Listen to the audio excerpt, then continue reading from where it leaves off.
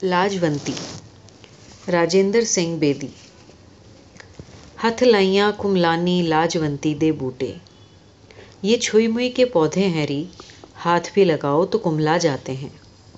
एक पंजाबी गीत है। बंटवारा हुआ और बेशुमार जख्मी लोगों ने उठकर अपने बदन पर से खून पोंछ डाला और फिर सब मिलकर उनकी तरफ मुतवज्जे हो गए जिनके बदन सही और सालिम थे लेकिन दिल जख्मी। गली गली मोहल्ले मोहल्ले में फिर बसाओ कमेटियां बन गई थी और शुरू शुरू में बड़ी तंदही के साथ कारोबार में बसाओ, ज़मीन पर बसाओ और घरों में बसाओ प्रोग्राम शुरू कर दिया गया था। लेकिन एक प्रोग्राम ऐसा था जिसकी तरफ किसी ने तवज्जो न दी थी। वो प्रोग्राम मुगविया यानी अपहृत औरतों के सिलसिले में था, जिसका स्लोगन था दिल में बसाओ। और इस प्रोग्राम की नारायण बाबा के मंदिर और उसके आसपास बसने वाले कदामत पसंद तबके की तरफ से बड़ी मुखालफतें होती थीं।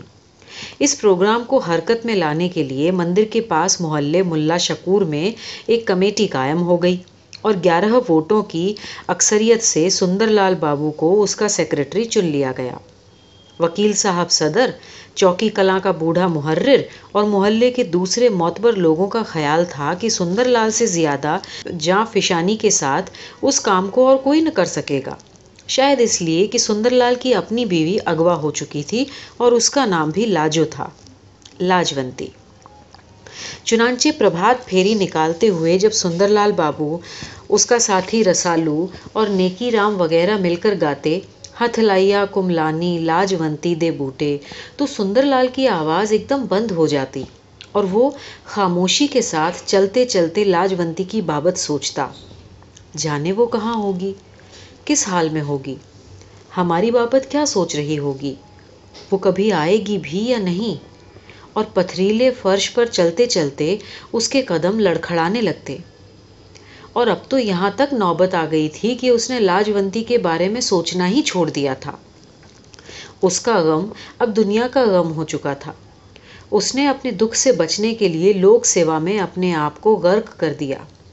इसके बावजूद दूसरे साथियों की आवाज़ में आवाज़ मिलाते हुए उसे ये ख्याल ज़रूर आता, इंसानी दिल कितना नाजुक होता है, ज़रा सी बात पर उसे ठेस लग सकती है। वो लाजवंती के पौधे की ही तरह है, जिसकी तरफ हाथ भी बढ़ाओ तो कुमला जाता है। लेकिन उसने अपनी लाजवंती के साथ बदसलूकी करने में कोई कसर कब उठा रखी थी। वो उसे जगह बेजगह उठने बैठने, खाने की तरफ बेतवज्जोही बरतने और ऐसी ही मामूली मामूली बातों पर पीट दिया करता था। और लाजो एक पतली शहतूत की डाल की तरह नाजुक सी देहाती लड़की थी। ज़्यादा धूप देखने की वजह से उसका रंग सांवला हो चुका था। तबीयत में एक अजीब तरीके की बेकरारी थी। उसका इस्तरार शबनम के उस कतरे की तरह था जो पारा किरास के बड़े से पत्ते पर कभी इधर और कभी उधर लुढ़कता रहता है। उसका दुबलापन उसकी सेहत के खराब होने की दलील न थी, एक सेहतमंदी की निशानी थी, जिसे देखकर भारी भरकम सुंदरलाल पहले तो घबराया। लेकिन जब उसने देखा कि लाजो हर किस्म का बोझ, हर किस्म का सदमा, हत्ता कि मार पीट तक सह गुजरती है, तो वो अपनी बदसलूकी को बतदरीज बढ़ाता गया। और उसने उन हदों का ख्याल भी न किया जहां पहुंच जाने के बाद किसी भी इंसान का सब्र टूट सकता है। इन हदों को धुंधला देने में लाजवंती खुद भी तो ममत साबित हुई थी। चूंकि वो देर तक उदास न बैठ सकती थी, इसलिए बड़ी से बड़ी लड़ाई के बाद भी सुंदरलाल के सिर्फ एक बार मुस्कुरा देने पर वो अपनी हंसी न रोक सकती और लपक कर उसके पास चली आती, उसके गले में बाहें डालते हुए कह उठती, फिर मारा तो मैं तुमसे नहीं बोलूंगी। साफ पता चलता था कि वो एकदम सारी मारपीट भूल चुकी है। गांव की दूसरी लड़कियों की तरह वो भी जानती थी कि मर्द ऐसा ही सुलूक किया करते हैं, बल्कि औरतों में कोई भी सरकशी करती तो लड़कियां खुद ही नाक पर उंगली रख के कहती, ले वो भी कोई मर्द है भला, औरत जिसके काबू में ना आती हो। और ये मारपीट उनके गीतों में चली गई थी। खुद लाजो गाया करती थी, मैं शहर के लड़के से शादी न करूंगी, वो बूट पहनता है और मेरी कमर बड़ी पतली है। लेकिन पहली ही फुर्सत में लाजो ने शहर ही के एक लड़के से लौ लगा ली और उसका नाम था सुंदरलाल, जो एक बारात के साथ लाजवंती के गांव चला आया था, जिसने दूल्हा के कान में सिर्फ इतना सा कहा था, तेरी साली तो बड़ी नमकीन है यार, बीवी भी चटपटी होगी। लाजवंती ने सुंदरलाल की इस बात को सुन लिया था, मगर वो ये भूल गई कि सुंदरलाल कितने बड़े बड़े और भद्दे बूट पहने हुए है और उसकी अपनी कमर कितनी पतली है। प्रभात फेरी के समय ऐसी ही बातें सुंदरलाल को याद आती और वो यही सोचता, एक बार, सिर्फ एक बार लाजो मिल जाए तो मैं उसे सचमुच ही दिल में बसा लूं और लोगों को बता दूं कि इन बेचारी औरतों के अगवा हो जाने में उनका कोई कसूर नहीं, फसादियों की हवसनाकियों का शिकार हो जाने में उनकी कोई गलती नहीं। वो समाज जो इन मासूम और बेकसूर औरतों को कबूल नहीं करता, उन्हें अपना नहीं लेता, एक गला और सड़ा समाज है और उसे ख़त्म कर देना चाहिए। वो उन औरतों को घरों में आबाद करने की तलकीन किया करता और उन्हें ऐसा मर्तबा देने की प्रेरणा करता जो घर में किसी भी औरत, किसी भी माँ, बेटी, बहन या बीवी को दिया जाता है। फिर वो कहता, उन्हें इशारे और किनाए से भी ऐसी बातों की याद नहीं दिलानी चाहिए जो उनके साथ हुई, क्योंकि उनके दिल जख्मी हैं, वो नाजुक हैं, छुई मुई की तरह, हाथ भी लगाओ तो कुम्हला जाएंगे। गोया दिल में बसाओ प्रोग्राम को अमली जामा पहनाने के लिए मुल्ला शकूर की इस कमेटी ने कई प्रभात फेरियां निकाली। सुबह 4-5 बजे का वक्त उनके लिए मौजू तरीन वक्त होता था। न लोगों का शोर, न ट्रैफिक की उलझन।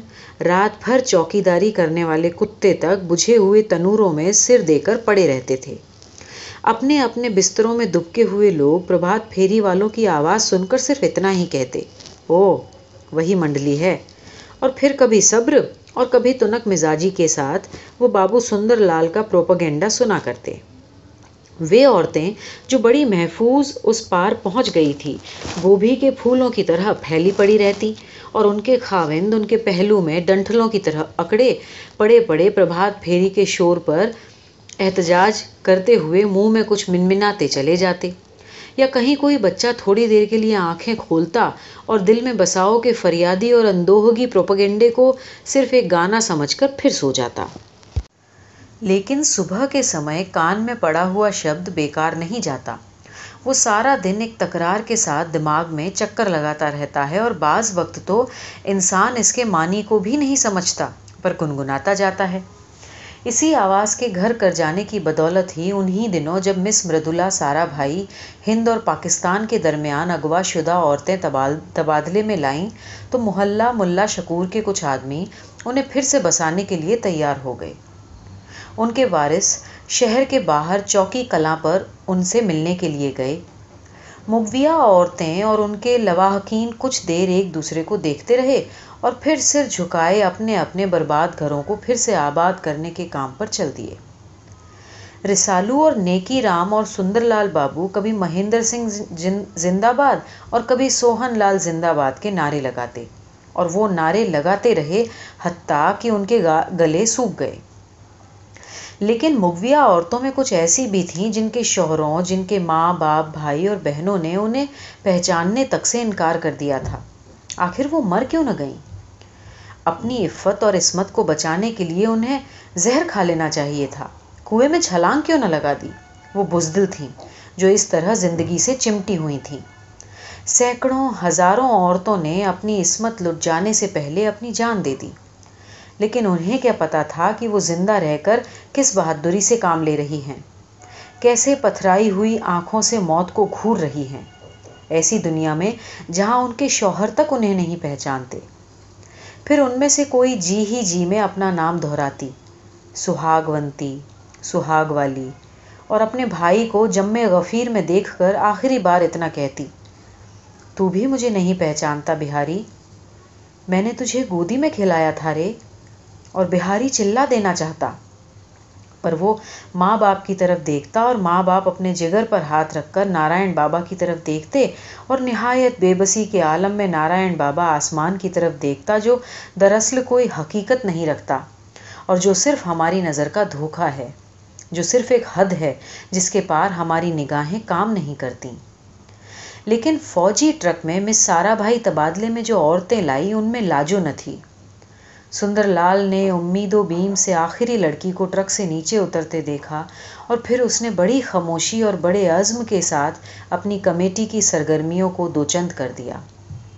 अब वो सिर्फ सुबह के समय प्रभात फेरी के लिए न निकलते थे, बल्कि शाम को भी जुलूस निकालने लगे और कभी कभी एक आध छोटा मोटा जलसा भी करने लगे, जिसमें कमेटी का बूढ़ा सदर वकील कालका प्रसाद सूफी खंकारों से मिली जुली एक तकरीर दिया करता और सालू एक पीकदान लिए ड्यूटी पर हमेशा मौजूद रहता।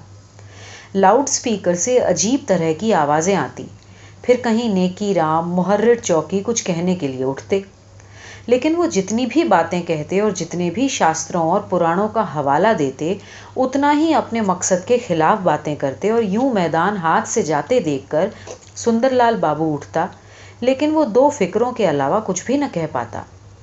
उसका गला रूंध जाता, उसकी आंखों से आंसू बहने लगते और रुआंसा होने के कारण वो तकरीर न कर पाता। आखिर बैठ जाता, लेकिन मजमे पर एक अजीब तरह की खामोशी छा जाती और सुंदरलाल बाबू की इन दो बातों का असर, जो कि उसके दिल की गहराइयों से चली आती, वकील कालका प्रसाद सूफी की सारी नासिहाना फसाहत पर भारी होता। लेकिन लोग वहीं रो देते, अपने जज्बात को आसूदा कर लेते और फिर खाली उल ज़ेहन घर लौट आते। एक रोज कमेटी वाले सांझ के समय भी प्रचार करने चले आए और होते होते कदामत पसंदों के गढ़ में पहुंच गए। मंदिर के बाहर पीपल के एक पेड़ के इर्द गिर्द सीमेंट के थड़े पर कई श्रद्धालु बैठे थे और रामायण की कथा हो रही थी।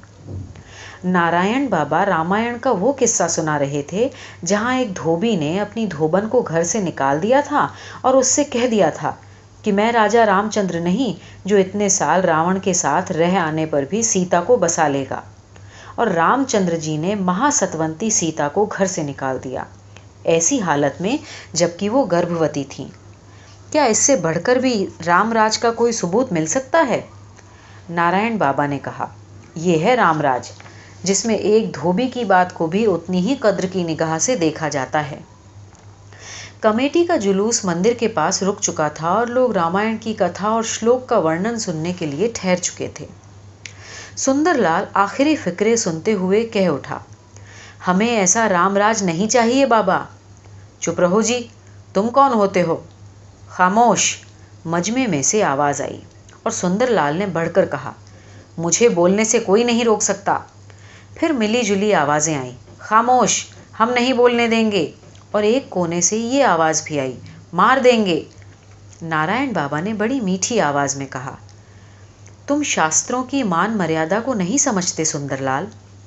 सुंदरलाल ने कहा, मैं तो एक ही बात समझता हूँ बाबा, रामराज में धोबी की आवाज़ तो सुनी जाती है, लेकिन सुंदरलाल की नहीं। इन्हीं लोगों ने जो अभी मारने पर तुले थे अपने नीचे से पीपल की गुलेरें हटा दी और फिर से बैठते हुए बोले, सुनो सुनो सुनो। रसालू और नेकी राम ने सुंदरलाल बाबू को ठोका दिया और सुंदरलाल बोले, श्री राम नेता थे हमारे।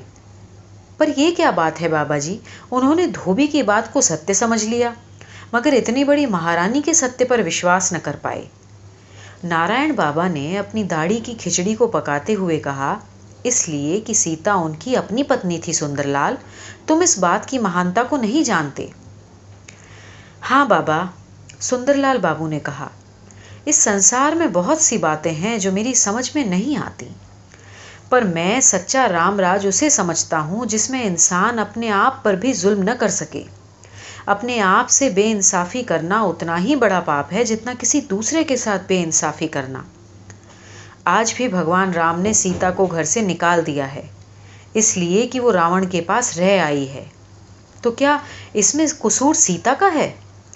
क्या वो भी हमारी बहुत सी माँओं बहनों की तरह एक छल और कपट की शिकार न थीं? इसमें सीता के सत्य और असत्य की क्या बात है? या राक्षस रावण के वहशीपन की क्या बात है, जिसके 10 सिर इंसान के थे, लेकिन एक और सबसे बड़ा सिर गधे का था। आज हमारी सीता निर्दोष घर से निकाल दी गई है, सीता लाजवंती। और सुंदरलाल बाबू ने रोना शुरू कर दिया। रिसालू और नेकी राम ने तमाम वो सुर्ख झंडे उठा लिए जिन पर आज ही स्कूल के छोकरों ने बड़ी सफाई से नारे काट के चिपका दिए थे, और फिर वे सब सुंदरलाल बाबू जिंदाबाद के नारे लगाते हुए चल दिए। जुलूस में से एक ने कहा, महासती सीता जिंदाबाद। एक तरफ से आवाज आई श्री रामचंद्र। और फिर बहुत सी आवाजें आईं, खामोश खामोश। और नारायण बाबा की महीनों की कथा अकारत चली गई। बहुत से लोग जुलूस में शामिल हो गए, जिसके आगे आगे वकील कालका प्रसाद और हुक्म सिंह मुहर्रिर चौकी कलां जा रहे थे, अपनी बूढ़ी छड़ियों को जमीन पर मारते और एक फातहाना सी आवाज पैदा करते हुए। उनके दरमियान कहीं सुंदरलाल जा रहा था। उसकी आंखों से अब तक आंसू बह रहे थे। आज उसके दिल को बड़ी ठेस लगी थी और लोग बड़े जोश के साथ एक दूसरे के साथ मिलकर गा रहे थे, हथलाइयां कुमलानी लाजवंती दे बूटे। अभी गीत की आवाज लोगों के कानों में गूंज ही रही थी। अभी सुबह भी नहीं हो पाई थी और मुल्ला शकूर के मकान 414 की विधवा अभी तक अपने बिस्तर में कर्बनाक सी अंगड़ाइयां ले रही थी कि सुंदरलाल का गराई लालचंद, जिसे अपना असर और रसूख इस्तेमाल करके सुंदरलाल और खलीफा कालका प्रसाद ने राशन डिपो दे दिया था, दौड़ा दौड़ा आया। अपनी गाढ़े की चादर में से हाथ फैलाते हुए बोला, बधाई हो सुंदरलाल। सुंदरलाल ने मीठा तंबाकू चिलम में रखते हुए कहा, किस बात की बधाई लालचंद? मैंने लाजो भाभी को देखा है। सुंदरलाल के हाथ से चिलम गिर गई और मीठा तंबाकू फर्श पर बिखर गया। कहाँ देखा है? उसने लालचंद को कंधों से पकड़ते हुए पूछा और जल्द ही जवाब न पाने पर झंझोड़ भी दिया। बाघ की सरहद पर। सुंदरलाल ने लालचंद को छोड़ दिया और इतना सा बोला, कोई और होगी। लालचंद ने यकीन दिलाते हुए कहा, नहीं भैया, वो लाजो ही थी, लाजो। तुम उसे पहचानते भी हो? सुंदरलाल ने फिर से मीठे तंबाकू को फर्श पर से उठाते हुए और हथेली पर मसलते हुए पूछा, और ऐसा करते हुए उसने रिसालों की चिलम हुक्के पर से उठा ली और बोला, भला क्या पहचान है उसकी? एक तंदोला ठोडी पर है और दूसरा गाल पर। हाँ हाँ हाँ, और सुंदरलाल ने खुद ही कह दिया, तीसरा माथे पर। वो नहीं चाहता था कि अब कोई खदशा रह जाए और एकदम उसे लाजवंती के जाने पहचाने जिस्म के सारे तंदोले यानी गोदने याद आ गए, जो उसने बचपन में अपने जिस्म पर बनवा लिए थे, जो उन हल्के हल्के सब्ज दानों की मानिंद थे जो छुई मुई के पौधे के बदन पर होते हैं और जिसकी तरफ इशारा करते ही वो कुम्हलाने लगता है। बिल्कुल उसी तरह इन तंदोलों की तरफ उंगली करते ही लाजवंती शर्मा जाती थी और गुम हो जाती थी, अपने आप में सिमट जाती थी। गोया उसके सब राज किसी को मालूम हो गए हों और किसी नामालूम खजाने के लुट जाने से वो मुफलिस हो गई हो। सुंदरलाल का सारा जिस्म मानो एक अनजाने खौफ, एक अनजानी मोहब्बत और उसकी मुकद्दस आग में फूंकने लगा। उसने फिर से लालचंद को पकड़ लिया और पूछा, लाजो वाघ कैसे पहुंच गई? लालचंद ने कहा, हिंद और पाकिस्तान में औरतों का तबादला हो रहा था ना। फिर क्या हुआ? सुंदरलाल ने उकड़ू बैठते हुए कहा। क्या हुआ फिर? रसालू भी अपनी चारपाई पर उठ बैठा और तंबाकू नोशों की मखसूस खांसी खांसते हुए बोला, सचमुच आ गई है क्या लाजो भाभी? लालचंद ने अपनी बात जारी रखते हुए कहा, बाघा पर 16 औरतें पाकिस्तान ने दे दी और उसकी एवज में 16 औरतें ले लीं, लेकिन एक झगड़ा खड़ा हो गया है। हमारे वॉलंटियर एतराज़ कर रहे हैं कि तुमने जो औरतें दी हैं उनमें अधेड़, बूढ़ी और बेकार औरतें ज़्यादा हैं। इस तनाज़े पर लोग जमा हो गए हैं। उस वक्त उधर के वॉलंटियरों ने लाजो भाभी को दिखाते हुए कहा, तुम इसे बूढ़ी कहते हो? देखो देखो, जितनी औरतें तुमने दी हैं उनमें से एक भी बराबरी करती है इसकी। और वहाँ लाजो भाभी सबकी नज़रों के सामने अपने तंदोले छुपा रही थीं। फिर झगड़ा बढ़ गया। दोनों ने अपना अपना माल वापस ले लेने की ठान ली। मैंने शोर मचाया, लाजो लाजो भाभी, मगर हमारी कौम के सिपाहियों ने हमें मार मार के भगा दिया। और लालचंद अपनी कोहनी दिखाने लगा जहां उसे लाठी पड़ी थी। रसालू और नेकी राम चुपचाप बैठे रहे और सुंदरलाल कहीं दूर देखने लगा। शायद सोचने लगा, लाजो आई भी पर न आई। और सुंदरलाल की शक्ल ही से जान पड़ता था जैसे वो बीकानेर का सहरा फांद कर आया है और अब कहीं दरख्त की छांव में जबान निकाले हाँफ रहा है। मुंह से इतना भी नहीं निकलता कि पानी दे दो। उसे यूं महसूस हुआ बंटवारे से पहले और बंटवारे के बाद का अत्याचार अभी तक जारी है, सिर्फ उसकी शक्ल बदल गई है। अब लोगों में पहला सा दरेक भी नहीं रहा। किसी से पूछो सांभर वाला में लहना सिंह रहा करता था और उसकी भाभी बंतो, तो वो झट से कहता है मर गए, और उसके बाद मौत और उसके मफहूम से बिल्कुल बेखबर, बिल्कुल आरी आगे चला जाता। इससे भी एक कदम आगे बढ़कर बड़े ठंडे दिल से ताजीर इंसानी माल, इंसानी गोश्त और पोस्त की तिजारत करता, उसका तबादला करने लगता। मवेशी खरीदने वाले किसी भैंस या गाय का जबड़ा खोलकर दांतों से उसकी उम्र का अंदाज़ा करते थे। अब वो जवान औरत के रूप, उसके निखार और उसके अजीज तरीन राजों, उसके तंदोलों की सरेआम नुमाइश करने लगे। तशद्दुद अब ताजीरों की नस नस में बस चुका था।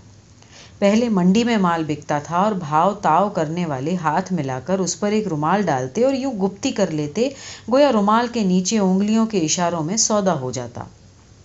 अब गुप्ती का रुमाल हट चुका था और सामने सौदे हो रहे थे और लोग तिजारत के आदाब भी भूल गए। ये सारा लेन देन, ये सारा कारोबार पुराने ज़माने की दास्तान मालूम हो रहा था, जिसमें औरतों की आज़ादाना खरीदो फरोख्त का किस्सा बयान किया जाता है। अज़बयक अनगिनत उरियां औरतों के सामने खड़ा उनके जिस्मों को टोह टोह कर देख रहा है, और जब वो किसी औरत के जिस्म को उंगली लगाता है तो उस पर एक गुलाबी सा गड्ढा पड़ जाता है और उसके इर्द गिर्द एक जर्द सा हल्का, और फिर जर्दिया और सुर्खियां एक दूसरे की जगह लेने के लिए दौड़ती हैं। अज़बयक आगे गुजर जाता है और नाकाबिले कबूल औरत एक एतराफ़े शिकस्त, एक शर्मिंदगी के आलम में एक हाथ से इज़ार बंद थामे और दूसरे से अपने चेहरे को अवाम की नज़रों से छुपाए सिसकियां लेती हैं। सुंदरलाल अमृतसर जाने की तैयारी कर ही रहा था कि उसे लाजो के आने की खबर मिली। एकदम से ऐसी खबर मिल जाने से सुंदरलाल घबरा गया। उसका एक कदम फौरन दरवाजे की तरफ बढ़ा, लेकिन वो पीछे लौट आया। उसका जी चाहता था कि वो रूठ जाए और कमेटी के तमाम प्ले कार्डों और झंडियों को बिछाकर बैठ जाए और फिर रोए, लेकिन वहाँ जज्बात का यूं मुजाहिरा मुमकिन न था। उसने मर्दाना वार इस अंदरूनी कश्मकश का मुकाबला किया और अपने कदमों को नापते हुए चौकी कलां की तरफ चल दिया, क्योंकि ये वही जगह थी जहाँ अपहृत औरतों की डिलीवरी दी जाती थी। अब लाजो सामने खड़ी थी और एक खौफ के जज्बे से कांप रही थी। वही सुंदरलाल को जानती थी, उसके सिवाय कोई न जानता था। वो पहले ही उसके साथ ऐसा सलूक करता था, और अब जबकि वो एक गैर मर्द के साथ जिंदगी के कुछ दिन बिताकर आई थी, न जाने क्या करेगा। सुंदरलाल ने लाजो की तरफ देखा। वो खालिस इस्लामी तर्ज का लाल दुपट्टा ओढ़े थी और बाएं बुक्कल मारे हुए थी। आदतन, महज आदतन दूसरी औरतों में घुल मिल जाने और बिलाखिर अपने सयाद के दाम से भाग जाने की आसानी थी, और वो सुंदरलाल के बारे में इतना ज़्यादा सोच रही थी कि उसे कपड़े बदलने या दुपट्टा ठीक से ओढ़ने का ख्याल भी ना रहा। वो हिंदू और मुसलमान तहजीब के बुनियादी फ़र्क दाएं बुक्कल और बाएं बुक्कल में इम्तियाज़ करने से कासिर रही थी। अब वो सुंदरलाल के सामने खड़ी थी और कांप रही थी, एक उम्मीद और एक डर के जज्बे के साथ। सुंदरलाल को धक्का लगा। उसने देखा लाजवंती का रंग कुछ निखर गया था और वो पहले की बनिस्बत कुछ तंदुरुस्त सी नजर आती थी। नहीं, वो मोटी हो गई थी। सुंदरलाल ने जो कुछ भी लाजो के बारे में सोच रखा था, वो सब गलत था।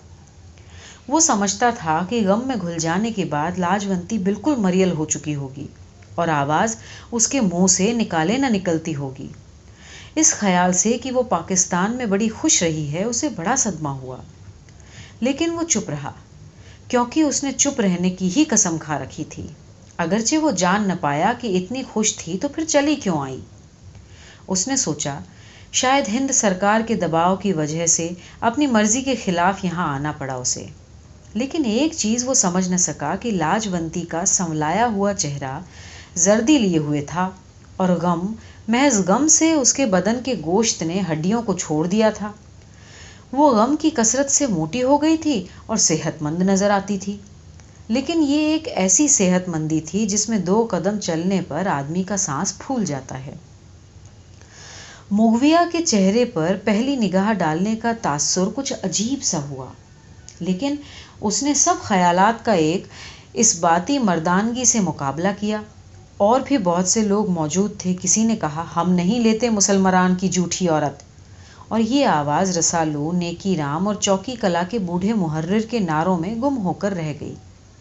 इन सब आवाज़ों से अलग कालका प्रसाद की फटती और चिल्लाती हुई आवाज़ आ रही थी। वो खांस भी लेता और बोलता भी जाता। वो इस नई हकीकत, इस नई शुद्धि का शिद्दत से कायल हो चुका था। यूं मालूम होता था कि आज इसने कोई नया वेद, कोई नया पुराण और कोई शास्त्र पढ़ लिया है और इसे अपने इस हुसूल को दूसरों का भी हिस्सेदार बनाना चाहता है। इन सब लोगों और उनकी आवाज़ों में घिरे हुए लाजो और सुंदरलाल अपने डेरे को जा रहे थे। ऐसा जान पड़ता था जैसे हजारों साल पहले कि रामचंद्र और सीता किसी बहुत लंबे अखलाकी बनवास के बाद अयोध्या लौट रहे हैं। एक तरफ तो खुशी के इजहार में दीपमाला कर रहे हैं और दूसरी तरफ उन्हें इतनी लंबी अजियत दिए जाने का तासुफ भी। लाजवंती के चले आने पर भी सुंदरलाल बाबू ने इसी शिद्दत से दिल में बसाओ प्रोग्राम को जारी रखा और वो लोग जिन्हें सुंदरलाल की बातों में खाली खूली जज्बातियत नजर आती थी, कायल होना शुरू हो गए। अक्सर लोगों के दिल में खुशी थी और बेशतर के दिल में अफसोस। मकान 414 की बेवा के अलावा मोहल्ला मुल्ला शकूर की बहुत सी औरतें सोशल वर्कर के घर आने से घबराती थीं, लेकिन सुंदरलाल को किसी की एतना या बेएतनाई की परवाह न थी। उसके दिल की रानी आ चुकी थी और उसके दिल का खला पट चुका था।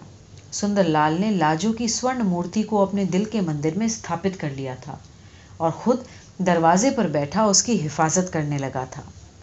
लाजो, जो पहले खौफ से सहमी सी रहती थी, सुंदरलाल के गैर मुतवक्के नर्म सलूक को देखकर आहिस्ता आहिस्ता खुलने लगी। सुंदरलाल लाजवंती को अब लाजो के नाम से नहीं पुकारता था, वो उसे कहता था देवी। और लाजो एक अनजान खुशी से पागल हुई जाती थी। वो कितना चाहती थी कि सुंदरलाल को अपनी वारदात कह सुनाए और सुनाते सुनाते इस कदर रोए कि सब गुनाह धुल जाएं। लेकिन सुंदरलाल लाजो की वो बातें सुनने से गुरेज करता और लाजो अपने खुल जाने में भी एक तरह से सिमटी रहती। अलबत्ता जब सुंदरलाल सो जाता तो उसे देखा करती और अपनी इस चोरी में पकड़ी जाती। जब सुंदरलाल उसकी वजह पूछता तो वो नहीं, यूं ही के सिवा और कुछ न कहती और सारे दिन का थका हारा सुंदरलाल फिर ऊँघ जाता। अलबत्ता शुरू शुरू में एक दफ़ा सुंदरलाल ने लाजवंती के सियाह दिनों के बारे में सिर्फ इतना सा पूछा था। कौन था वो? लाजवंती ने निगाहें नीची करते हुए कहा, जमाल। फिर वो अपनी निगाहें सुंदरलाल के चेहरे पर जमाए कुछ कहना चाहती थी, लेकिन सुंदरलाल ने एक अजीब सी नज़रों से लाजवंती के चेहरे की तरफ देखा और उसके बालों को सहलाया। लाजवंती ने फिर आंखें नीची कर ली और सुंदरलाल ने पूछा, अच्छा सलूक करता था वो? हाँ। मारता तो नहीं था? लाजवंती ने अपना सिर सुंदरलाल की छाती पर सरकाते हुए कहा, नहीं। और फिर बोली, वो मारता नहीं था, पर मुझे उससे ज़्यादा डर आता था। तुम मुझे मारते भी थे, पर मैं तुमसे डरती नहीं थी। अब तो न मारोगे ना? सुंदरलाल की आंखों में आंसू उमड़ आए और उसने बड़ी नदामत और बड़े तासुफ के साथ कहा, देवी, अब नहीं मारूंगा। देवी? लाजवंती ने सोचा और वो भी आंसू बहाने लगी और उसके बाद लाजवंती वो सब कुछ कह देना चाहती थी, लेकिन सुंदरलाल ने कहा, जाने दो बीती बातें, इसमें तुम्हारा क्या कसूर है? इसमें कसूर है हमारे समाज का, जो तुझ जैसी देवियों को अपने यहाँ इज्जत की जगह नहीं देता। वो तुम्हारी हानि नहीं करता, अपनी हानि करता है। और लाजवंती के मन की मन में ही रह गई। वो कह न सकी सारी बात और चुपकी दुबकी पड़ी रही और अपने बदन की तरफ देखती रही, जो कि बंटवारे के बाद अब देवी का बदन हो चुका था, लाजवंती का न था। वो खुश थी, बहुत खुश, लेकिन एक ऐसी खुशी में सरशार जिसमें एक शक था और वसवसे।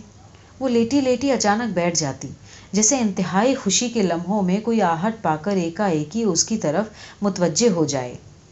जब बहुत से दिन बीत गए तो खुशी की जगह पूरे शक ने ले ली। इसलिए नहीं कि सुंदरलाल बाबू ने फिर वही पुरानी बदसलूकी शुरू कर दी थी, बल्कि इसलिए कि अब वो लाजो के साथ बहुत ही अच्छा सलूक करने लगा था। ऐसा सलूक जिसकी लाजो मुतवक्के न थी। वो सुंदरलाल की वही पुरानी लाजो होना चाहती थी जो गाजर से लड़ पड़ती और मूली से मान जाती। लेकिन अब लड़ाई का सवाल ही न था।